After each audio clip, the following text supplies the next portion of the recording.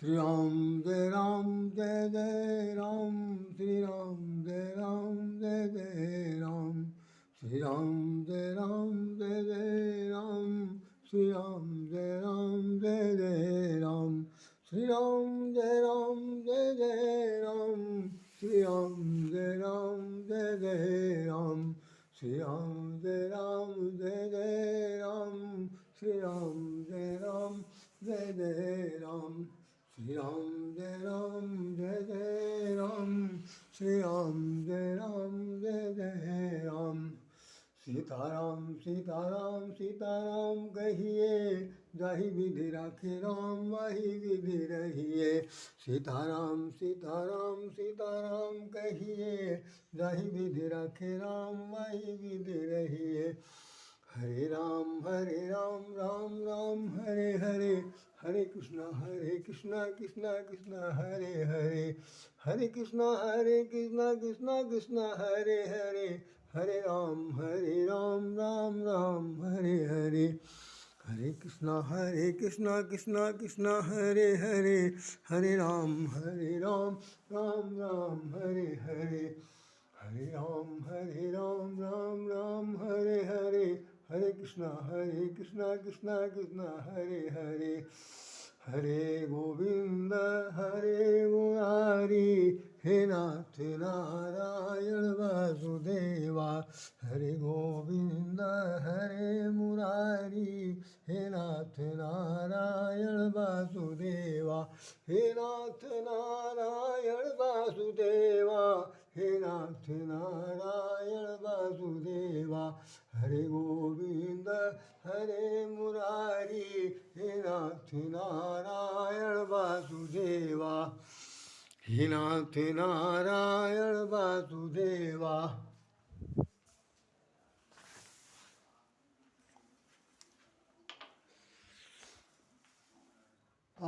आज गीता जयंती और उसका सप्ताह 5 दिवसीय सप्ताह का समापन दिवस है।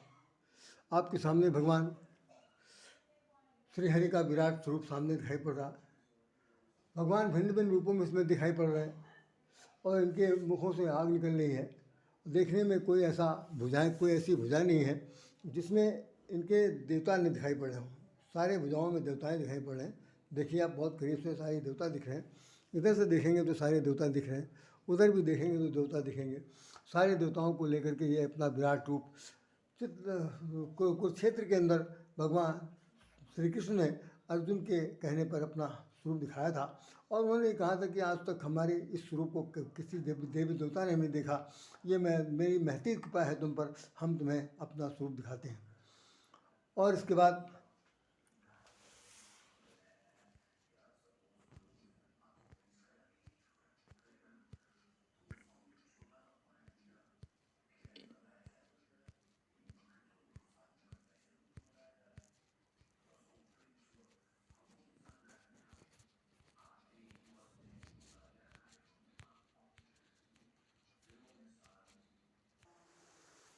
हरि ओम तत्सत, हरि ओम तत्सत।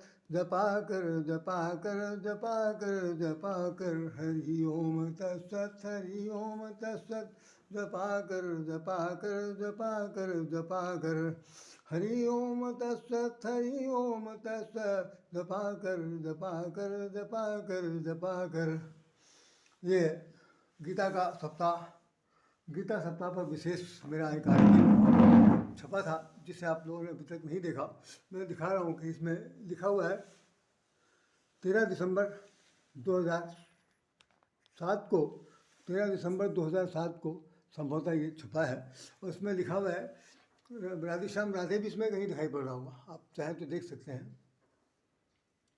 ये राधेश्याम राधे दिख रहा है और ये प्रदेश का अखबार है कैनविस टाइम्स उत्तर प्रदेश का अखबार है कैनविस टाइम्स। उसमें ये निकला हुआ है और पूरा डिटेल दिया है कि एक तरफ अर्जुन को रथ पर बैठाए हुए भगवान श्री कृष्ण जा रहे हैं, ये दिखाया जा रहा। दूसरी तरफ यहाँ पर श्रीमद् भगवद गीता का रहस्य बताते हुए भगवान उपदेश दे रहे हैं। ये भी दृश्य आपके सामने है। ये बहुत बड़ा आर्टिकल छपा था गीता सप्ताह के विशेष में और उसका जो वो क्या नाम हेडिंग है वो लिखा हुआ है गीता में समाहित है जीवन दर्शन। ये मेरा ही लिखा हुआ है कि गीता में अगर जीवन दर्शन करना है तो वो उसके अंदर समाहित है, उसे कभी भी देखा जा सकता है। अपने जीवन के पन्ने पलटने से अच्छा है एक बार गीता के पन्नों को पलट कर देखने का अभ्यास किया जाए, तो निश्चित रूप से हमें बहुत कुछ के जो हमारे अनछुए प्रश्न हैं या ये कहिए कि निरुत्तरित प्रश्न हैं उनका उत्तर मिल सकता है। इसके बाद अभी इससे पहले पहले दिन मैंने दिखाया था कि भवसागर से उतरने का मार्ग, भवसागर से उतरने का मार्ग, भवसागर से उतरने का मार्ग मानस गीता ज्ञान, ये हमारा एक आर्टिकल छपा जिसमें मेरा नाम भी है। ये भवसागर से उतरने का मार्ग मानस गीता ज्ञान है। ये 29 दिसंबर 2004 को छपा था। इसके बाद ये आपने पिछली बार देखा कि द्वंद्व में ही ज्ञान का सृजन संभव है, द्वंद्व में ही ज्ञान का सृजन संभव है। इस बात पर जो हमारे लिखा है डेली न्यूज एक्टिविटीज ने, लखनऊ सोमवार 31/12/2007 को ये भी छपा है। तो ये 13 दिसंबर को कई न्यूज़ टाइम में छपा था 2007 में, और ये 31 दिसंबर 2007 को छपा था। अब आप इस चित्र के अंदर देख रहे हैं कि भगवान श्री कृष्ण जो हैं अर्जुन को उपदेश दे रहे हैं या उन्हें समझाने का प्रयास कर रहे हैं। अर्जुन रथ पर बैठे हुए हैं और भगवान खड़े होकर के उनको बता रहे हैं, क्योंकि वो सारथी है तो सारथी भाई खड़ा होगा, रथी जो है चुपचाप बैठा हुआ उस पर बैठ कर बता रहे हैं। उसके बाद यहाँ पर उनके इस विराट रूप को देख करके अर्जुन पूछ रहे हैं उनसे कि भाई तुम कौन हो, हम तुम्हारा स्वरूप जानना चाहते हैं। ये पूरा दृश्य आपके सामने है। अब हम लोग इस पर थोड़ी सी चर्चा करते हैं।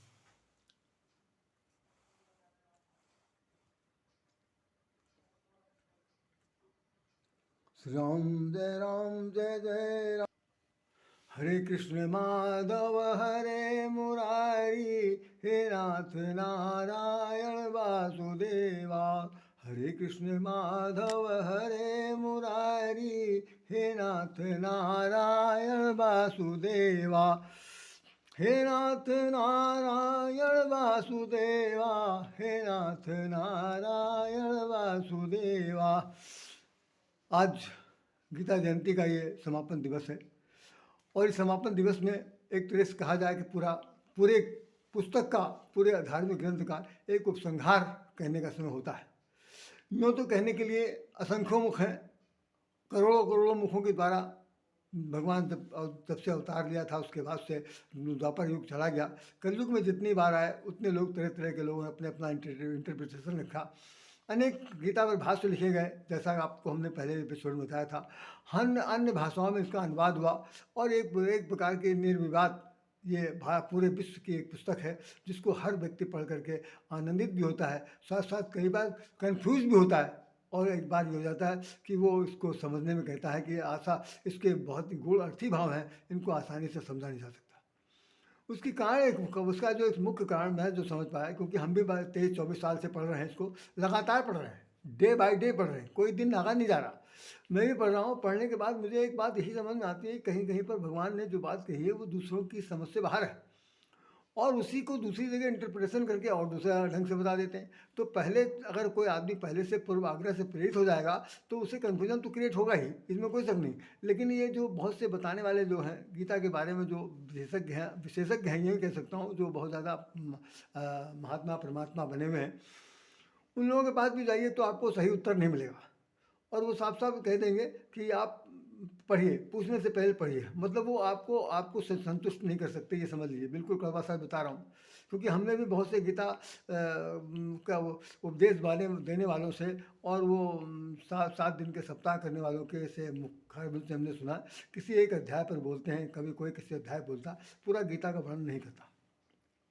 चलिए हम उस बात को भी ख़त्म करना चाहते हैं। अब हम इस पर अब आ रहे हैं, चूँकि 9 अध्याय तक की बात हमने कह दी थी, और कल हमने एक बहुत ही संक्षिप्त में 5 मिनट का एक एपिसोड था। उस एपिसोड के अंदर हमने 7 मिनट का शायद, उसके अंदर हमने ख़ास तौर से अगर अन्यथा ना लिया जाए तो विशेष रूप से हमने उसमें सब कुछ बता दिया था, बहुत कुछ बता दिया था, लेकिन फिर भी वो औपचारिकता थी, इसलिए कहना ज़रूरी है।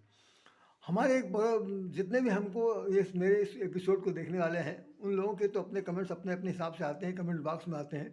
कुछ लोग वैसे व्हाट्सएप पर संदेश देते रहते हैं एक हमारे बड़ा परमप्रिय स्नेही हैं और उन्हें हम कहना चाहते हैं कि हमारे वो छोटे अनुज हैं। राम कथा या कृष्ण कृष्ण कथा के अनुरागी अनुरागी चित्त हैं, छोटे भाई के सदस्य, बहुत ही मेरे प्रिय।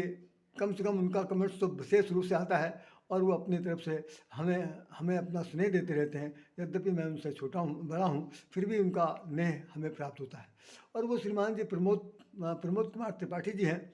उन्होंने आज सवेरे लिख करके कहा कि मैं आपके उपसंहार वाला जो एपिसोड है, जो अंतिम जो है, उसको मैं विशेष रूप से चर्चा का विषय जो है देखना सुनना चाहता हूँ, आप शीघ्र भेजिए।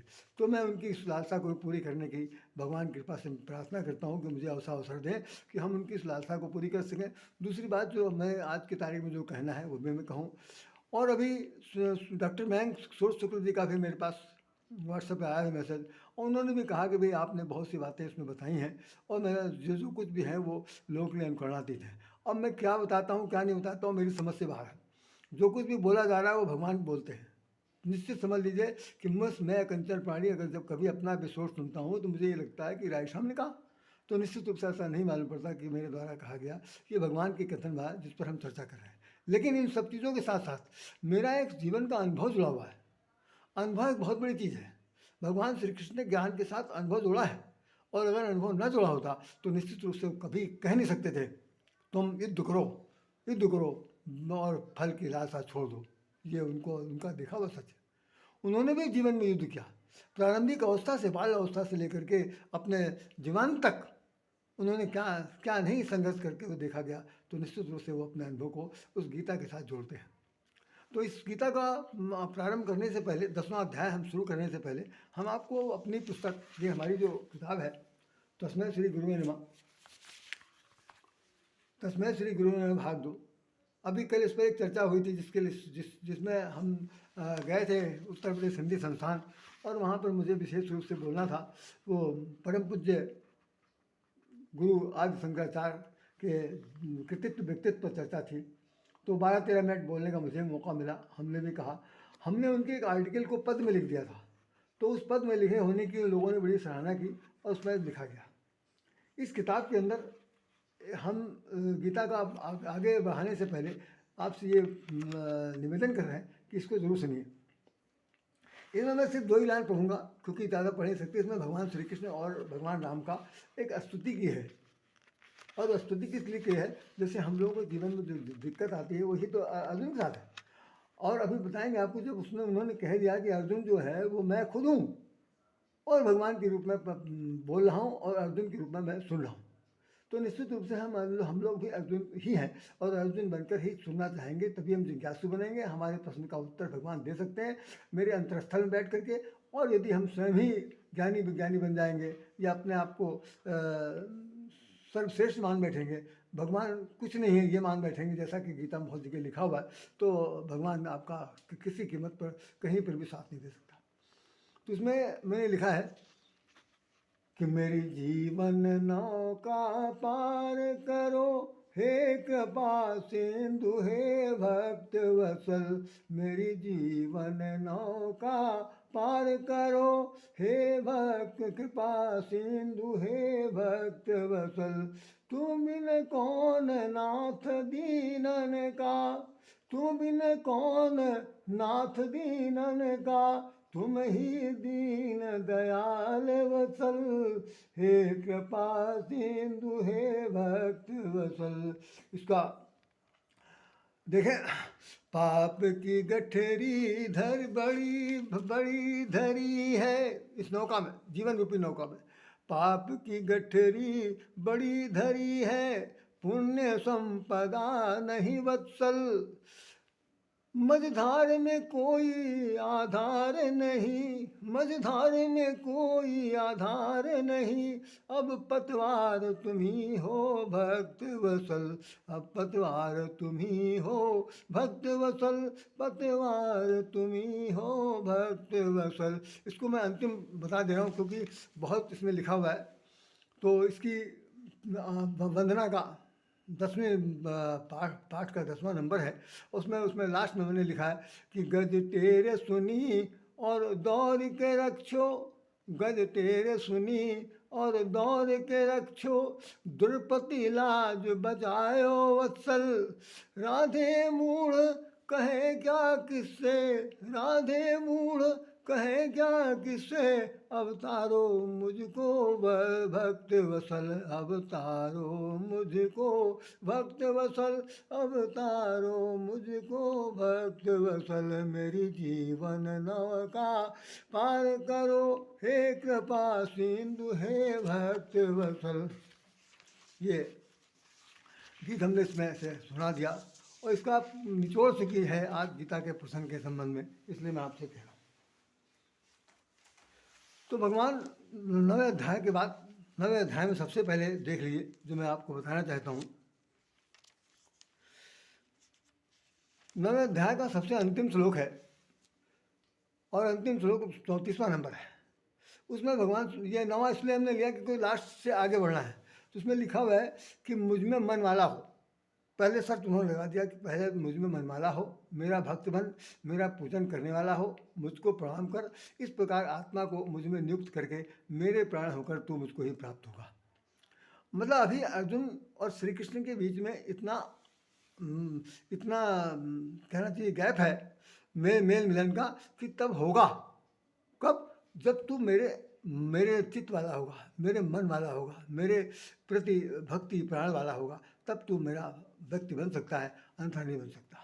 तो इसके बाद ये गीता का 10वां अध्याय यहाँ पर समाप्त हो गया। हम लोग अच्छा 10वां अध्याय का ये 34वां था जिसमें इन्होंने ये बात कही है, और इसी के अंदर वो बताते हैं भगवान ने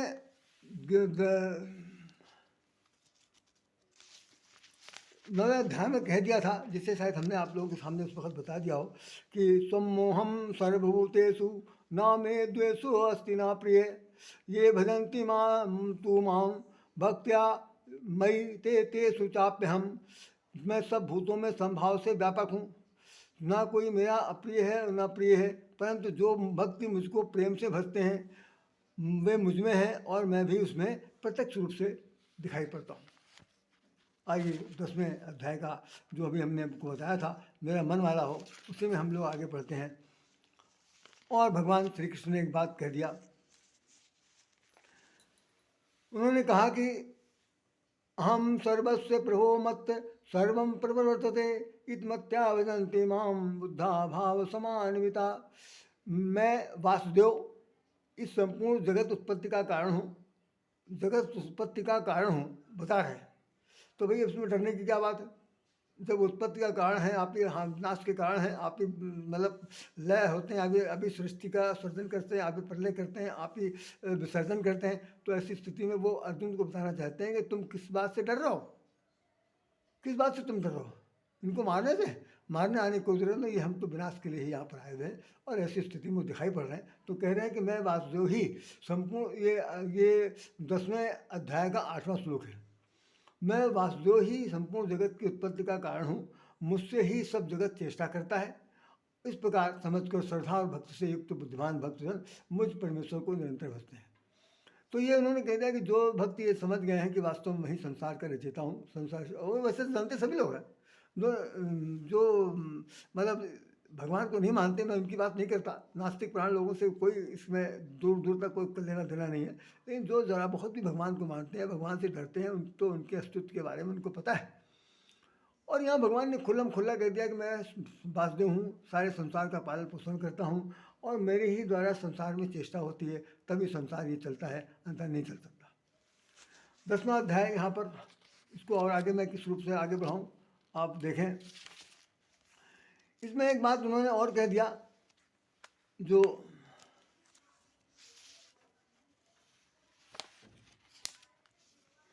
फिर वो अर्जुन से उन्होंने कहा कि हे अर्जुन, ये 20वां श्लोक है 10वें का, कि मैं सब भूतों के हृदय में स्थित हूँ, सबकी आत्मा हूँ, सब भूतों का आदि मध्य और अंत मैं ही हूँ।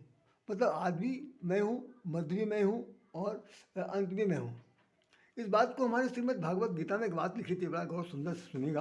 उसमें एक उन्होंने उदाहरण दिया था कि जैसे सोना जब तक वो गढ़ा मढ़ा नहीं गया था, जैसे ये अंगूठी है, थोड़ी देर के लिए मान लीजिए सोने की है या नहीं है, जैसे भी है, जब तक ये अंगूठी के शेप में नहीं आई थी तब भी ये सोना था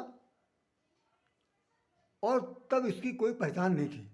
सोना है वो है, लेकिन जिस वक्त ये एक शेप आकार ले लिया तो इसको हमने कोई नाम दे दिया, आभूषण दे दिया, भाई ये माला है, जयमाला है, कंठी माला है या अंगूठी है, कोई चीज़ भी दे दी गई, फूल है, मांग मेहंदी है, कुछ भी हो सकता। लेकिन फिर जब ये नष्ट होगी तो इसके बाद फिर ये क्या हो जाएगी, ये फिर सोना ही हो जाएगा।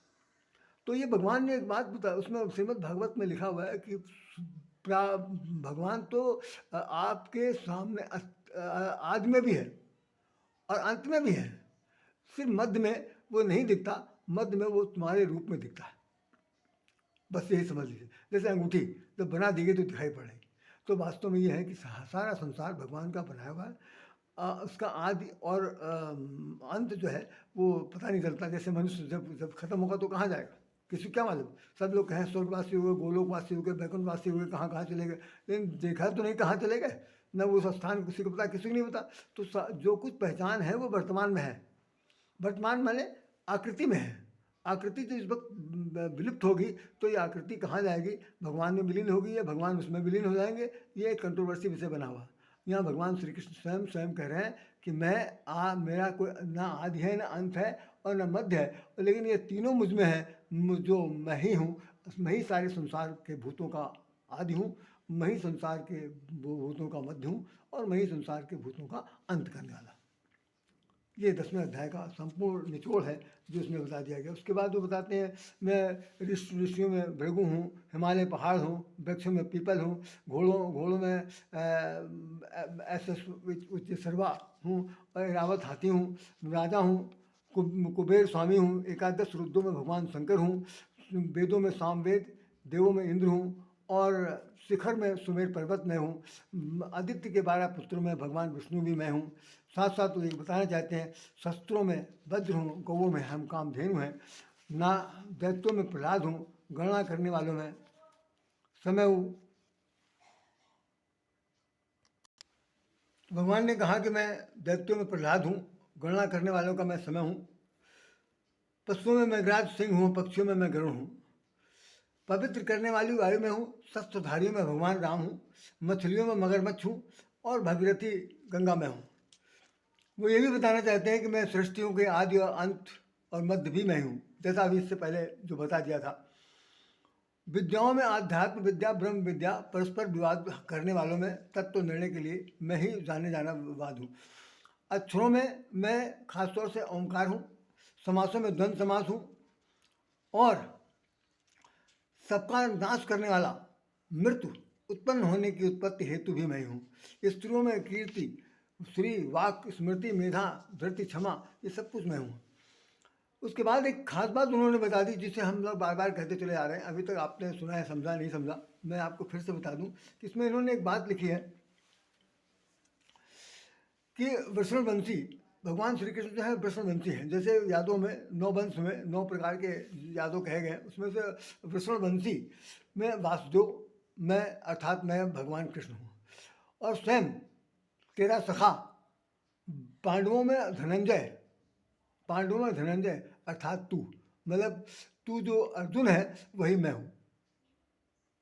कन्फर्म है, बिल्कुल अंडरलाइन कर लीजिए। ये 10वें अध्याय का 37वां श्लोक है। इसे आप खूब गौर से पढ़ लीजिएगा, जिसमें वो लिख रहे हैं स्वयं कि मैं पांडवों पुत्र धनंजय मैं ही हूँ और मुनियों में व्यास हूँ और दैत्यों के जो आचार्य हैं शुक्राचार्य कवि, वो भी मैं हूँ। इस तरह से उन्होंने बहुत सी बातें बताई कि मैं सभी भूतों, अच्छा और कह दिया उन्होंने कि जो सभी भूतों की उत्पत्ति के कारण है वह भी मैं हूँ। कोई ऐसा चर अचर इस धरती पर नहीं है जो मुझसे अलग हो या रहित हो, सब मेरे में ही गुथे हुए हैं। इतना कहने के बाद भगवान 11वें अध्याय की तरफ जाते हैं। ये 11वां अध्याय जो है वो पूरे गीता का प्रमुख क्या कहने, सब कुछ वही है जिसमें विराट रूप भगवान दिखाते हैं। और विराट रूप दिखाते समय उन्होंने लिखा है, अनेक वक्त्रम नयनम नेकाद्भुत दर्शनम, अनेक दिव्य भरणम दिव्या नेकोदात्य आयुधम दिव्यमाल्या अंबरधरम दिव्यगंधा अनुलेपनम सर्व आश्चर्यमयम देवमनंतम विश्वोत्मुखम। अनेक मुख और नेत्रों से युक्त, अनेक अद्भुत दर्शन वाले, बहुत से दिव्य भूषणों से युक्त, बहुत से दिव्य अस्त्रों को हाथ में उठाए हुए, जैसा आप देख रहे हैं, उठाए दिव्य माला वस्त्रों को धारण किए हुए, दिव्य गंध का सारे शरीर में लेपन किए हुए, सब प्रकार के आश्चर्यों से युक्त, स्वयं सीमा रहित और सब ओर से मुख किए हुए विराट स्वरूप परम देव परमेश्वर को अर्जुन ने देखा। जब उसे दिव्य दृष्टि मिल गई तो उन्होंने देख लिया। और बता रहे हैं कि आकाश में हजारों सूर्य के एक साथ उदय होने के बाद जो प्रकाश उत्पन्न होता है वह भी उस विश्व परमात्मा के प्रकाश में कदाचित सामने नहीं आ सकता। इतना दिव्य प्रकाश है, इसीलिए भगवान ने कहा था कि हमें देखने से। हमने एक बार उदाहरण दिया था कि वेल्डिंग करने वालों के पास अगर आप जाइएगा तो देखेंगे कि जिस वक्त वो वेल्ड करता है तो एक नीले रंग का एक बड़ा भारी सा चश्मा टाइप का लगाता है, बहुत बड़ा, ताकि उसकी रेज आंखों में ना आए, ताकि उसकी आपकी रेटिना पुतली खराब हो जाए। तो ऐसी दिव्य दृष्टि जरूर अर्जुन को दी गई, जिसके आधार, और वही दिव्य दृष्टि आपको संजय को दिया गया। तो संजय ने धृतराष्ट्र को बताया। तो ये दिव्य दृष्टि का भी एक बड़ा भारी क्या नाम गीता में दर्शन जानने को, समझने को प्राप्त होता है। आइए, इसके बाद फिर ये है कि वो बहुत दुखी हो गया, और दुखी होने के बाद कहने लगा कि मैं आपसे बहुत डर रहा हूँ, और डरने को मैं चाहता हूँ कि आप अपना वही स्वरूप दिखाइए कि चतुर्भुज रूपधारी वाला अपना रूप दिखाइए। भगवान जो है अपना चतुर्भुज दिखाते हैं और उसमें बताते हैं कि उसने कहा कि मैं 11 रुद्र, 12 आदित्य, 8 वसु, 7 विशेष अश्वनी कुमार मरुगध, पितरों और समुदाय, गंधर्व, यक्ष, राक्षस, सिद्धों के समुदाय, वे सभी विस्मित होकर के आपको देख रहे हैं। अब आप जरा देखिए कि और हुआ क्या कि दाढ़ों के कारण विकराल और प्रलय काल की अग्नि में समान प्रज्वलित आपके मुखों को देख करके मैं दिशाओं में नहीं जानता और सुख भी नहीं पा रहा हूँ। इसलिए हे देवेश, हे जगन्नाथ, आप प्रसन्न हुइए।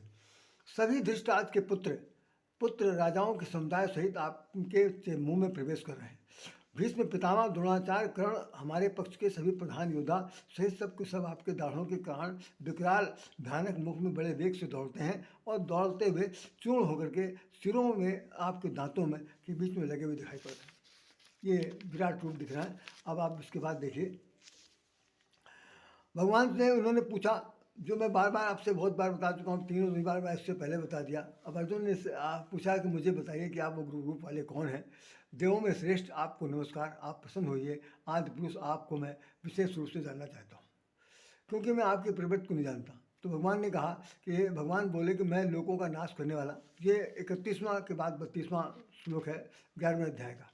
मैं लोगों का नाश करने वाला बढ़ा हुआ काल हूँ। इस समय इन लोगों को नष्ट करने के लिए यहाँ पर आया हूँ।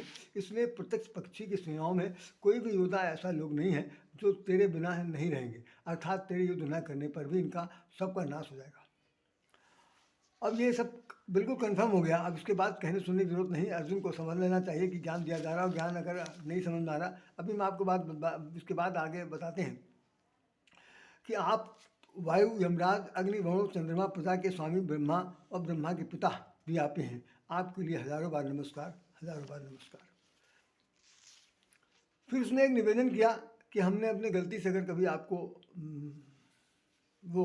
आपका अपमान कर लिया हो किसी समय सखा समझ करके, तो आप मुझे उसी तरह माफ़ कर दीजिएगा जैसे पिता पुत्र का नाम माफ़ कर देता है, मित्र का गलती माफ़ कर देता है, पति अपनी प्रतिमा का अपराध माफ़ कर देते हैं या सहन करते हैं, उसी तरह आप मेरे अपराध को भी क्षमा करने के लिए योग्य हैं। इसके बाद बात यहीं पर विराम लेती है। हम लोग 11वें अध्याय के बाद अंत में आते हैं 12वें अध्याय में। 12वें अध्याय में भगवान ने कुछ बातें बताई हैं कि जो हमको कौन से लोग प्रिय हैं। उन प्रिय लोगों के बारे में भी आप लोग समझ लें। ज़्यादा इसमें कुछ कहने सुना तो केवल प्रिय कौन कौन से लोग हैं, उसमें एक बात जो हमने इसमें खास तौर से अंडरलाइन किया, वो उसमें लिखे हैं कि जो पुरुष, अंडरलाइन के लिए इस पर पूरा साल भर बोला जा सकता है, मैं चुनौती से कह रहा हूँ। 12वें अध्याय का इस श्लोक नंबर 13 और 14 है। इसमें लिखा हुआ कि जो पुरुष सब भूतों में द्वेष भाव से रहित है। पहले ये हो नहीं सकता। जो पुरुष सब भूतों में द्वेष भाव से रहित है, स्वार्थ रहित है, सबका प्रेमी है, हेतु रहित है, दयालु है, ममता से रहित है, अहंकार से रहित है, सुख दुखों की प्राप्ति में संभाव से क्षमावान है, अपराध करने वालों को भी अभयदान देने वाला है, तथा योगियों में निरंतर संतुष्ट है, मन इंद्रियों सहित इस शरीर को भस्म में किए हुए मुझ में दृढ़ इच्छा वाला है, मुझ में अर्पण किए हुए मन बुद्धि वाला मेरा भक्त मुझको प्रिय है। मतलब इसमें जितने शर्त और गुण लिखे गए, व्यवहारिक जीवन में किसी के पास कुछ भी नहीं मिलेगा, कुछ नहीं मिलेगा। ममता से रहित कोई नहीं हो सकता, अपराध से कोई मुक्त नहीं हो सकता, सभी का प्रेमी हो ऐसा संभव नहीं है। कोई आदमी किसी से जले ना, द्वेष की भावना ना रखे, ये भी हो नहीं सकता। तो जो मन इंद्रियों को अपने बस में किए हुए है वो मुझको प्रिय है, ये भी बहुत बहुत मुश्किल है। मतलब ये सब जितनी बातें जो उनको प्रिय है वो यहाँ किसी के पास नहीं। रामचरितमानस में सिर्फ इसीलिए एक वाक्य लिख दिया गया कि निर्मल मन जन सो में पावा, मोहि कपट छल चिद न भावा। इस पूरे मैं समझता हूँ इसी श्लोक का अर्थ वहाँ पर लिखा हुआ है सुंदरकांड में कि मुझे वही व्यक्ति प्रिय है जिसका मन निर्मल है और निश्चल है, जो छिद्रान द्वेषों से मुक्त है, जिसके अंदर किसी के प्रति द्वेष भावना नहीं है, जो बुराई नहीं करना चाहता, किसी न भलाई करना चाहता है, बल्कि हर परिस्थितियों में तटस्थ रहता है, सबके हित के बारे में सोचता है। बहुत कठिन बात। चलिए ये 12वें अध्याय का ये कार्यक्रम मैं यहाँ पर विराम देता हूँ। 13वें अध्याय में उन्होंने क्षेत्र के बारे में बताया कि ये शरीर क्षेत्र है और क्षेत्रज्ञ जो है इसको जो जानता है उसका नाम क्षेत्रज्ञ है। और आगे बढ़ते हैं हम लोग क्षेत्र को पढ़ने के बाद। जल्दी करके मुझे अपनी इसको समाप्ति के साथ कहना है कि वह सब और हाथ पैर वाला, सब और नेत्र वाला, सब और मुख वाला, सब और कान वाला है, क्योंकि वह संसार में सबको व्याप्त करके स्वयं स्थित है। ये 13वें अध्याय का 13वां श्लोक है। फिर वो उन्होंने एक बात बता दी जो हम लोग बहुत बार कहते चले आ रहे हैं कि इसमें लिखा हुआ है कि वह परमात्मा जो दिखाई नहीं पड़ रहा, तो किस रूप में दिखाई पड़ रहा ये भी समझ लीजिए। कह रहे वह परमात्मा विभाग रहित एक रूप से आकाश के सदस्य परिपूर्ण होने पर भी चराचर संपूर्ण भूतों में विभक्त है। वह जाने योग परमात्मा विष्णु रूप में भूतों को धारण पोषण करने वाला है, रुद्र के रूप में संहार करने वाला है और ब्रह्मा के रूप में संसार को उत्पन्न करने वाला है। ये 13वें अध्याय का खत्म हुआ। हम बहुत जल्दी इसलिए कह रहे हैं क्योंकि मुझे जो कहना है वो बात रह जाएगी। अब 14वें अध्याय में आएंगे आप। 14वें अध्याय में उन्होंने 3 गुण बताए हैं। ये 3 गुण माने रस्सी होता है, ये ध्यान रखिएगा। गुण माने रस्सी, सतोगुण, रजोगुण, तमोगुण। रज सत तम, इन तीनों के बंधन से ही प्रकृति बंधी है। उन्होंने कहा कि संसार में जो संसार में बनता है या मनुष्य की जो बनता है वो रजोगुण, तमोगुण, सतोगुण के द्वारा बनता है। तो ये गुण माने बंधन, और भगवान जो है रजोगुण, सतोगुण, तमोगुण से मुक्त है, इसलिए उनका नाम निर्गुण है। हम सब लोग सगुण हैं क्योंकि रजोगुण में मतलब हमको अंदर सब कुछ पाने की आकांक्षा है, ये रजोगुण है। हमारे अंदर तामसी प्रवृत्ति है, इसलिए तमोगुण है। और जो सात्विक गुण कभी कभी मिल गया तो कहना क्या हम सद्गुणी बन जाते हैं। तो इन तीनों गुणों के बंधन से बंधा हुआ जो जीव है उसी का नाम रज सत तम है। और भगवान कह रहे हैं कि मैं इससे मुक्त हूँ। जो इनसे मुक्त हो गया वो ब्रह्म में लीन हो जाता है। तो हम लोग शायद कभी ऐसा बन पाए कि हम तीनों से गुणातीत हो जाए, हमारे अंदर किसी प्रकार का कोई गुण न रह जाए, ये असंभव है। ये गीता का परम संदेश है, इस पर ध्यान देखने वाला।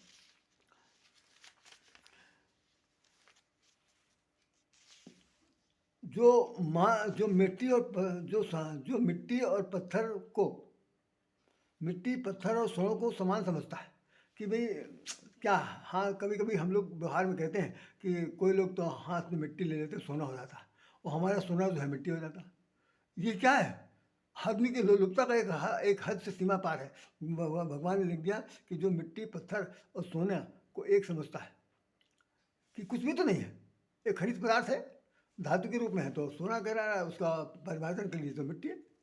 तो मिट्टी पत्थर और सोना जो लोग समझते हैं, जो लोग उसमें कोई अपनापन नहीं देखते या उसके प्रति सम्मोहन नहीं रखते, वही सबसे श्रेष्ठ व्यक्ति हैं। आइए 15वां अध्याय में बताना चाहते हैं कि ये शरीर एक प्रकार का वृक्ष है और उस वृक्ष के अंदर शाखाएं हैं। उन शाखाओं में कई देवताओं के नाम दिए हुए, उन पर हम लोग भली बात नहीं जाना है।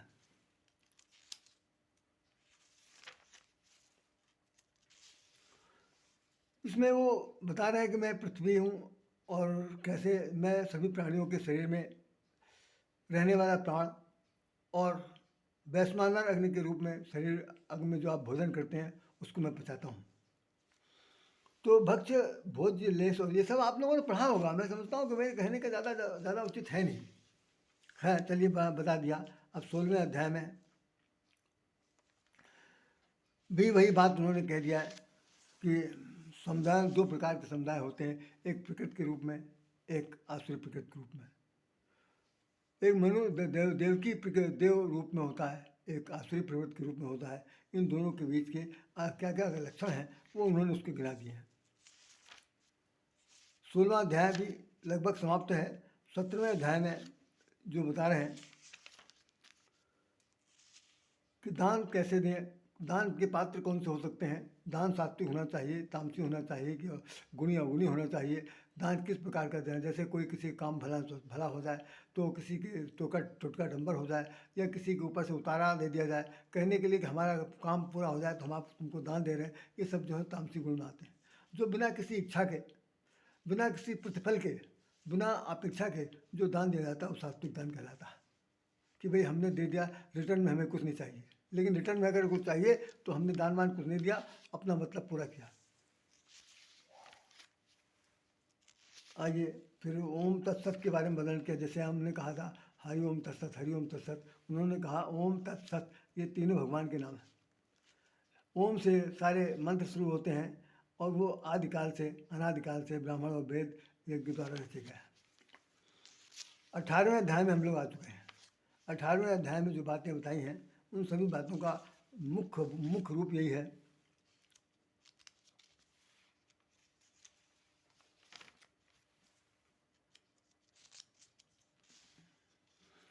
उन्होंने मुख्य रूप से बताया 18वें अध्याय में कि जिस पुरुष के अंतःकरण में मैं करता हूँ ऐसा भाव नहीं है, जिसकी बुद्धि संसारिक पदार्थों के कार्यों में लिप्त नहीं है, वो वास्तव में न किसी को मारता है और न स्वयं मारा जाता है, न पाप से बनता है। अच्छी बात है, बहुत अच्छा समझने वाली बात है। चलिए और आगे बढ़ते हैं हम लोग। 18वें अध्याय के समापन पर हैं। अंत में जो तमोगुण रजोगुण से बातें उन्होंने बता दी। तमोगुण से घिरी हुई बुद्धि अधर्म की बुद्धि है। सतोगुण से बुद्धि, रजोगुण से बुद्धि जो है वो अधर्म को, अकर्तव्य को जो नहीं समझती उसका नाम रजोगुण बुद्धि है। और सात्विक बुद्धि वह जो कर्तव्य और अकर्तव्य के बीच में भेद को समझती है उसका नाम सतोगुणी बुद्धि है। अब इसके बाद वो एक चीज़ बता रहे हैं कि ब्राह्मणों को क्या काम करना चाहिए। क्षत्रिय जो हे परंतप ब्राह्मण क्षत्रिय वैश्यों के तथा शूद्रों के कर्म स्वभाव से उत्पन्न गुणों द्वारा विभक्त किए गए। अंतःकरण के निग्रह, इंद्रियों का दमन, धर्म पालन के लिए कष्ट सहना, बाहर भीतर की शुद्धि, दूसरों के अपराध को क्षमा कर देना, इंद्रिय और शरीर को सरल रखना, वेद शास्त्र और इन परलोक आदि में श्रद्धा रखना, वेद शास्त्रों का अध्ययन करना, परमात्मा के तत्व को जानना, ये सब चीज़ें जो हैं ये किसके हैं? ये ब्राह्मण के कर्म हैं। अब आप जरा देखिए इसमें से कर्म, इसमें कौन सा ब्राह्मण कर्म है जो ब्राह्मण आज की तारीफ कर रहा? मेरे ख्याल से तो इसमें खरा नहीं उतर सकता। बहुत कड़वा शब्द बोल रहा हूँ मैं, खरा नहीं उतर सकता वो। उसके बाद फिर उनकी बात, क्षत्रियों को जब नाम उन्होंने लिया तो कह रहे हैं कि जो शूरवीरता का प्रयोग करता है, जो तेजस्वी है, धैर्यवान है, चतुरता और युद्ध में भागता नहीं है, दान देना स्वाभाविक काम करता है, उसका नाम क्षत्रिय। आज का क्षत्रिय क्या करता है? दो हाथ करने के लिए तैयार रहता है। अपना उल्लू सीधा करने के लिए वो किसी को भी मार काट कर सकता है, अपने रास्ते से हटा सकता है। छात्र धर्म का पालन करने में सबसे ज़्यादा अगर कोई दिग्भ्रमित पथभ्रष्ट है तो छात्र धर्म का पालन करने वाले क्षत्रिय। आइए लास्ट में उन्होंने कह दिया कि कृषि का जो काम करता है, वो वाणिज्य का जो काम करता है वो वैश्य है, और जो सबकी सेवा करता है उसका नाम शूद्र है। अब शूद्र को यहाँ पर परिभाषित करते समय बहुत से लोगों ने कह दिया कि भगवान ने शूद्र कह दिया, शूद्र मैंने छोटा। जैसे 4 भाइयों में 3 भाई जो हैं अपने अपने काम में लग गए, चौथा भाई कुछ नहीं कर सकता, तो भाई घर में एक काम तो कर ही सकता है कि भाई सबकी सेवा में जो कुछ चाहता है उसके लिए क्या है। सेवा का मतलब पैर दबाना नहीं है, बिल्कुल बात समझ ली। मैं उन ब्राह्मणों से भी, क्षत्रियों से, वैश्यों से भी कहना चाहता हूँ, शूद्रों से विशेष रूप से कहना चाहता हूँ। शूद्र का मतलब ये बिल्कुल नहीं है कि कोई छोटा है, पददलित है, उसके पैरों के नीचे दबा हुआ, ना, बिल्कुल कतई नहीं है। उसे सिर्फ इतना है कि उस सबके काम आना, आवश्यकता पड़ने पर वो अपनी अपने शक्ति सामर्थ्य का प्रयोग करके खुशहाली देना शत्रुता है। हमारे जगताचार्य स्वामी रामानुजाचार्य ने एक दिन कहा था कि जितने ब्राह्मणों का कायदे सुन लो, सबसे पहले किसकी पूजा होती है? कहे मस्तक की पूजा नहीं होती, मत्था चूमा जाता है। लेकिन चाहे कोई किसी कास्ट को हो, सबसे पहले पैर ही छुए जाते हैं, पैर ही धोए जाते हैं, पैर में मत्था टेका जाता है। तो अगर मान लिया शरीर के 4 भाग कर दिए गए, मस्तिष्क ब्रह्मांड जो है वो ब्राह्मण हो गया, दोनों भुजाएं क्षत्रिय हो गई, बीच का वक्षस्थल जो है वो क्षत्रिय का हो गया, तो नहीं वैश्य का हो गया पेट का, तो नाभिक से नीचे का जितना पोषण है पैर तक, चरणों तक, वो सब शूद्र है। तो इसका मतलब वो शूद्र के रूप में छोटे से छोटा होकर के भी सबसे ज़्यादा पूजनीय है। अगर ये पूजनीय ना होता तो मैं चैलेंज के साथ कह सकता हूँ कि भगवान राम ने अपने कार्यकाल में सबरी और निषाद का जो उदाहरण प्रस्तुत किया है वो धरती में दूसरा कोई कर नहीं सकता। क्षत्रिय है और निषाद राज को गले लगा लिया, कहा कि तुम तो मेरे भरत के बराबर। माता वो सबरी के घर में जब बैर खाए तो उन्होंने कहा कि मुझे तो ऐसा लग रहा है कि माता कौशल्या मुझे कलेवा खिला रही। शुद्धता कहाँ है? अभी मैं इसमें वर्णन करूँगा। ये शुद्धता वाला जो 4-5 ढोल गंवार शुद्ध पसनारी, इस पर एक चर्चा करनी है बहुत विशेष रूप से। चलिए, इतना सब कह देने के बाद भगवान 8वें अध्याय में कह रहे हैं कि अगर तुम सब समझ गए हो, हमारी बातों पर तुमको अमल करने के लिए अगर तुम्हें हमारे मन में आ गया है, तो ऐसा इन्होंने कह दिया कि तुम मुझ में मन वाला हो, मेरा भक्त बन, मेरा पूजन करने वाला हो। जैसा इससे पहले 10वें अध्याय में कहा है, वो यहाँ फिर कह रहे हैं कि तू मुझे में मन वाला हो, मेरा भक्त बन, मेरा पूजन करने वाला हो, मुझको प्रणाम कर, ऐसा करने से तू मुझको ही प्राप्त होगा, और सत्य प्रतिज्ञा कर। फिर कहने लगे संपूर्ण धर्मों को अर्थात संपूर्ण कर्तव्य कर्मों को मुझ में त्याग करके तू केवल एक मुझ सर्वशक्तिमान सर्वाधार परमेश्वर की शरण में आ जा, मैं तुझे संपूर्ण पापों से मुक्त कर दूंगा, तू शोक मत कर। ये श्लोक हजारों बार लाखों बार लोग पढ़ते हैं, उसको मैं भी सुना दे रहा हूँ। सर्वधर्मान परित्यज्यम माम एकम शरणम व्रज, अहम तम सर्व पापेभ्यो मोक्ष यही श्यामी च सचु। मैंने तुम सभी धर्मों को त्याग करके मेरे शरण में आ जाओ, हम तुम्हें पूरी तरह से मुक्त कर देंगे। इसके बाद ये हुआ कि उसने कह दिया कि मेरा संदेह सब दूर हो गया है, मैं मोह रहित हो गया हूँ, और मैं अब आप जो कहेंगे मैं वही करूँगा। इस प्रकार से ये गीता का ये ख़त्म हो गया। और इसमें गीता में ये बात जो दी हुई है वो गीता का जो मतलब जो सुना रहे हैं, पूरी घटना का क्रम बता रहे हैं। उसने कह दिया, अर्जुन ने बोला कि आपकी कृपा से मेरा मोह नष्ट हो गया है, मैंने सारी स्मृति प्राप्त कर ली है, अब मैं संशय रहित हूँ, अतः आपकी आज्ञा का पालन करूँगा। तो ये कह रहे हैं जो क्या नाम संजय, उसने धृतराष्ट्र से कि हे राजन, श्री हरि उस अत्यंत विलक्षण रूप को पुनः पुनः स्मरण करके मेरे चित्त में महान आश्चर्य होता है, मैं बार बार हर्षित हो रहा हूँ। और कह रहे हैं कि जहाँ पर योगेश्वर भगवान श्री कृष्ण हैं, जहाँ गांडीवधारी अर्जुन है, वहाँ पर विजय और श्री निश्चित है, और ऐसा मेरा मत है। इन्हीं शब्दों के साथ ये गीता का हमने अध्याय खत्म किया। अब हम संक्षेप में बोलना चाहते हैं, बहुत समाप्ति पर है, कि वास्तव में गीता का जो पाठ्यप्रकरण हमने पढ़ा, संक्षेप में बताया, चाहे विस्तार में बताया, जितना जानते थे उतना बताया, क्योंकि मैं इसका लम्बा मैं नहीं अपने सिर पर लगा सकता कि मुझे सब कुछ आता है। लेकिन इतना समझ लीजिए कि जब तक हमारी मानसिकता सर्वव्यापकता के प्रति हितकारी नहीं होगी, हित चाहने की भावना को लेकर के वो आगे नहीं बढ़ेगी, तब तक हमारे जीवन में भगवान जैसा सारथी नहीं आ सकता, बिल्कुल नहीं आ सकता। हम अपने लिए जी रहे हैं, हम अपने लिए मर रहे हैं, हम दूसरों को मरता हुआ देख रहे हैं, हम दूसरों के हित के प्रति हम आंखें मूंदे हुए हैं, हम संवेदनशील हो गए हैं, और हम संवेदन शून्य हो गए हैं। भारी ऐसे संवेदनशील होने वाले के लिए गीता का संदेश कोई महत्व नहीं रखता, कोई महत्व नहीं रखता। भगवान श्री कृष्ण ने कह लिया कि तुम सबके हित के लिए करो, जो तुमको मारने के लिए आए हैं वो तुम्हारे हितैषी बिल्कुल नहीं है, साफ साफ जाहिर है। आज की तारीख में देखिए कि एक गोस्वामी जी ने एक वाक्य लिखा कि हित अनहित पशु पक्षी जाना, मानुष तन गुण ज्ञान जाना। हित और अनहित को तो पशु पक्षी भी जानते हैं कि अगर मान लो डाली बैठा हुआ है और कोई शिकारी गुलेल मारना चाहता है तो निश्चित रूप से वो पक्षी जो है तुरंत उड़कर दूसरी डाल बैठ जाता है, हित जानता है।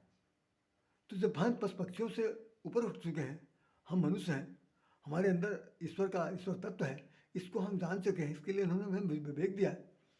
और उन्होंने कहा कि सभी योनियों में तो हम कुछ नहीं कर सकते, वो भोग की योनि है, लेकिन मनुष्य एक ऐसा है कि जो अपना प्रारब्ध भी भोग सकता है और भविष्य को सुधार सकता है, वर्तमान में जी सकता है। जो प्रारब्ध को भोग सकता है, वर्तमान में जी सकता है और भविष्य को सुधार कर सकता है, उसी का नाम मनुष्य है।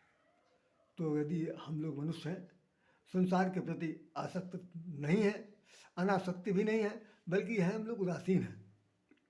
उदासीन को यह ना समझिएगा कि भाई आँख फेर लिए बैठे हैं ना। उदासीन का मतलब है कि हम जैसे होता नहीं कि अरे कीचड़ में कमल है, कीचड़ है तो उससे नकार नहीं सकते, कमल है तो कमल को निकाला जा सकता, लेकिन वो हमेशा ऊर्ध्वाकार सूर्य की तरफ देखती रहती है। सूर्य की तरफ ही उसका मुखारबिंद होता है, जैसे सूर्य डूबता है वैसे वो अपने आप को मूंद लेती है। तो हम ज्ञान की तरफ जितना ज़्यादा अपना मुखातिब होंगे उतना ही हमारा जीवन धन्य होगा, चाहे कीचड़ सना हो चाहे ना। हमारे बड़े बड़े जो कार्यकर्ता हैं, महात्मा जिन्हें कहा कि नेता पेता दुनिया भर का सब लोग, तो कहते हैं उनके कर कमलों द्वारा। मैं कई बार आश्चर्यचकित हो जाता हूँ कि जब कर जो है हाथ ही कमल का फूल है और कीचड़ में घुसा हुआ है, तो वो कौन से साफ हाथ से काम करने जा रहे हैं, फीता किस बात का काट रहे हैं, कुछ नहीं। कर कमल अमल नहीं होना चाहिए। सिंपल सी बात है कि आपके हाथ जो है वो भगवान की देन है और वो सबके काम आ सकते हैं। अगर इसके लिए उद्घाटित किया जा रहा है कोई कार्यक्रम तो वो धन्यता का प्रतीक है, बाकी कुछ नहीं। तो एक बात और मुझे कहनी है कि यह तन है झांझरी नवैया, जग असार में सार रसना हरि हरि बोल। जग असार में सार रसना हरि हरि बोल। यह तन है झांझरी नवैया, यह तन है झांझरी नवैया, खेवन हार कन्हैया बे तु खेवन हार कन्हैया बेड़ा पार करो प्रभु जी। ये उसमें गीत का वर्णन है जिसमें लिखा उन्होंने खास तौर से कि ये यतन है झांझरी नवैया, खेवन हार है कुंवर कन्हैया, खेवन हार है कुंवर कन्हैया, हो जा भव से पार रसना हरि हरि बोल। जग असार में सार रसना हरि हरि बोल। तो हरि हरि बोलना है और जग असार है या सार है इसको बहुत समझना है, विवेक बुद्धि समझना है। ज़्यादा चाटुकार नहीं बनना है, ज़्यादा तटस्थ नहीं बनना है, ज़्यादा किसी की चीज़ में भोग लिप्सा में नहीं बनना है। और साथ साथ ध्यान रखना है कि भाई हम सबके काम आए, सब हमारे काम आए और चाहे ना आए। ये गीता का विशेष रूप संदेश है कि आप सबके काम आए, ये भगवान कह रहे हैं। लेकिन सबसे अपेक्षा बिल्कुल न रखें कि सब कोई काम आएगा आपके। ये घर से लेकर बाहर तक देखना पड़ेगा, क्योंकि जितने भी लोग हैं वो सब अपने अपने मतलब से जुड़े हुए हैं। जिनका मतलब पूरा नहीं होगा बुरा भला जरूर कहेंगे, आपको हर तरह से हैरेस कर सकते हैं, यहाँ तक कि आपको निराशाजनक अवस्था में ला के खड़ा कर देंगे कि आपको डिप्रेशन के मरीज हो जाएंगे। घर से लेकर बाहर तक सब जगह हो सकता है। लेकिन वो कह रहा, भगवान कहते हैं कि निराश होने की ज़रूरत नहीं है, हम तुम्हारे साथ हैं, तुम एक बार कमर तो कसो, मुझे अपने में स्वीकारो कि मैं तुम्हारा हूँ, तुम हमारे हो। हम राम जी के हैं, राम जी हमारे हैं, जो स्वामी प्रेम भूषण जी कहते हैं वो बहुत कर सकते हैं। बहुत बड़ा एक्सेप्टेंस चाहिए कि हम तुम्हारे हैं। कौन? राधे श्याम। किसके? भगवान के। भगवान किसके? राधे श्याम के। ये एक्सेप्टेंस, ये स्वीकारोक्ति जिस दिन हो जाएगी, संसार में सब कुछ आप विजयश्री प्राप्त कर लेंगे। महाभारत का युद्ध जो चल रहा है वो कुरुक्षेत्र में चल रहा होगा, हमसे कोई मतलब नहीं। मेरे महाभारत का युद्ध इस मेरे तन मन में चल रहा। इस मन में जो विकार है वो विकार जो है वो कौरव हैं। उन कौरव को कर रौरो मैंने आवाज़, जो रौरो कर रहे हैं, कोलाहल मचाए हुए हैं, मन की द्वंद्वता, उस मन को शांत करने के लिए आपको अर्जुन बनना है, अर्जुन बनकर भगवान से प्रार्थना करनी कि वो मुझे आपको शुद्ध कर दे, ठीक है। तो कौरव नहीं बनिए, धृतराष्ट्र नहीं बनिए और अर्जुन बनिए। अर्जुन बनकर अपने जीवन को तारिए। इन्हीं शब्दों के साथ राधे श्याम राधे आपसे प्रार्थना करता है, यदि मुझसे कोई त्रुटि हो तो क्षमा करिएगा। जय श्री कृष्ण, जय श्री राधे, जय श्री राम, जय राधे श्याम, जय श्री राम।